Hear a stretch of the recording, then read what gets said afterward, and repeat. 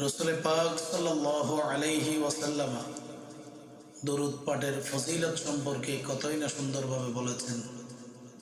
قال رسول الله صلى الله عليه وسلم البخيل الذي ذكرت عنده فلم يصلي علي قال رسول الله صلى الله عليه وسلم রাসূল পাক সাল্লাল্লাহু আলাইহি ওয়াসাল্লাম ইরশাদ করেছেন, আল বখিলুল্লাযী যুকিরতু ইনদাহু, দুনিয়ার মধ্যে সর্বশ্রেষ্ঠ কৃপণ ব্যক্তি ওই ব্যক্তি, যুকিরতু ইনদাহু, যার সামনে আমি রাসূল পাক সাল্লাল্লাহু আলাইহি ওয়াসাল্লামের নাম উচ্চারণ করা হয়েছে।